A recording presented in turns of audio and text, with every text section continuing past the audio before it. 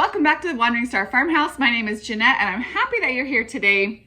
I have been working on some projects to get ready for the new gardening season. Now, the thing is, last year, I spent way too much money on my garden. Obviously, we moved 2 years ago out onto this property. Last summer was the first full summer on our property, and I needed to do the garden big because that's the whole point of being here, right? Is to do the garden big. So I had a handful of setbacks, and with my setbacks, like I tried to start my onions from seed, but then I killed them because I left them in the hot greenhouse. And so then I said, no problem, I'll buy some onion starts. I tried to start sweet potato slips and that didn't work. And I said, no problem, I'll order some sweet potato starts. So in the end, I ordered an awful lot of things and spent more on my garden than I wanted to last summer. So this summer, I'm not doing that. I'm working harder. I'm gonna go with what I can do and not stress about the things that don't work out. I'm gonna give you a tour of my greenhouse a little bit later to show you what I have growing in there. But right now, I'm gonna show you something that I've been working on that I really hope works out this year. And so far, so good. It's my sweet potato slips. Now, everybody says that the easiest way for how to start these is to lay sweet potatoes in the soil and that they'll grow roots and grow really well and much more quickly in the soil than they do in water. That is the method that I tried last year. And obviously it works great for people, but it didn't work great for me. I am still waiting on these sweet potatoes. It's like, it's been weeks and weeks and weeks. Sometimes it's hard online to find all the information you need. So I started them out in the cool, dark pantry because someone had said to do it in the dark. I left it in there for weeks. All it did was grow mold. So then I moved it out into the sunshine in the greenhouse in the warmth. Basically, the point is I never got any roots growing. So this year I decided I'm gonna try again. I really want to get this going. And so I was gonna try the water method this year. So just like last year, I used one of the sweet potatoes that I had saved from the previous year.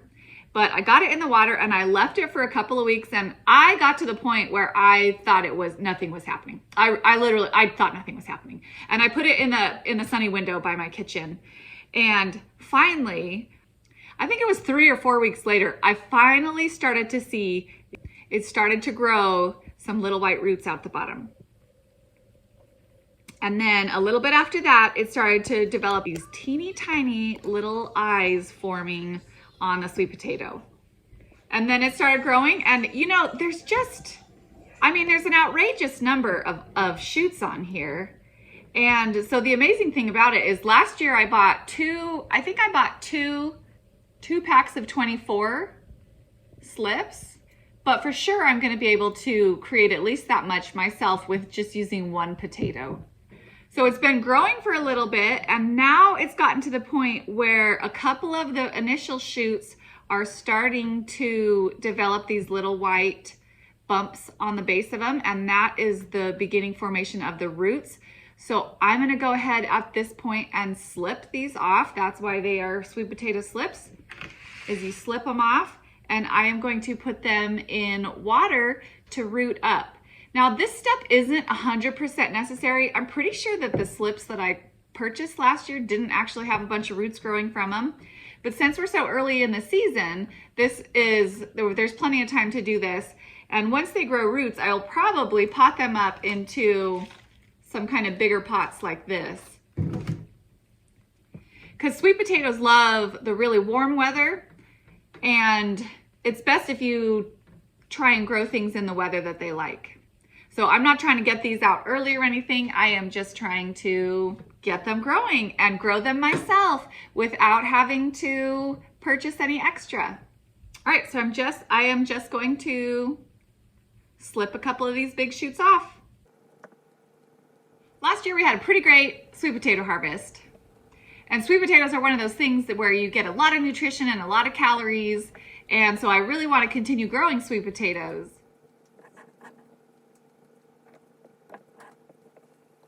All right, I don't know if slip is the verb that I would use to describe that process, but they're off, and now all these other little buds can get more sunshine so that they can be stimulated to grow. And then actually, as this grows, at each of these nodes, you can snip it apart and root those up from water too. So like I say, I'm early enough in the season that I will have time to do that too. So I will definitely have plenty of sweet potato slips this year, and I don't need to purchase any extra. Can try and keep the garden costs under control this year, but still make a lot of delicious food. All right, let me show you what else I have going on inside right now. These are peppers that I have started, and these ones are ancho giganteas and jalapenos, and then these ones are orange sun peppers and California Wonder. So I didn't get great germination on my California Wonder, so that was too bad because those seeds were fresh this year. But I don't know. I didn't have a great pepper last year, and I'm hoping that since I've got these started nice and early, we'll take care of them, that I can get more peppers this year.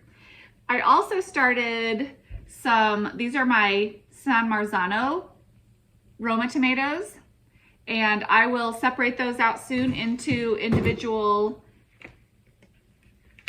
soil.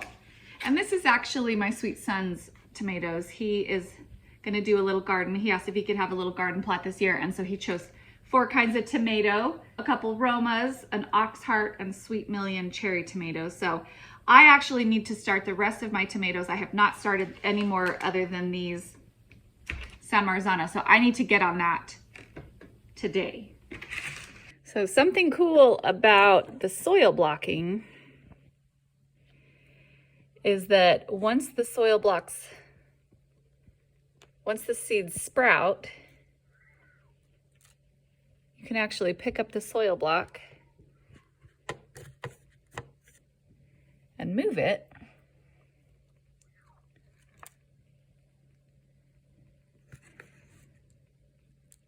so that these blocks can get the sunshine that they need and they are not overly moist underneath the humidity dome.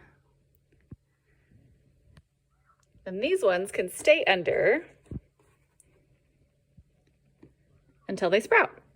Also, that gets them off the heat mat, because leaving them on the heat mat is good for seeds that are trying to sprout. But once they've sprouted, you need them off the heat mat so that they don't get leggy. The greenhouse is doing great. I'll show you what's going on inside, but first I'll show you outside. We've got the horseradish coming up. The chives are coming up. Sage made it through the winter. Daffodils. The thyme is alive and growing.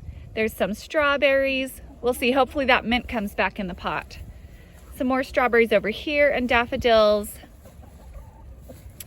This is an anise hyssop, and this one's coming back for sure. This is all chamomile. There's an oregano.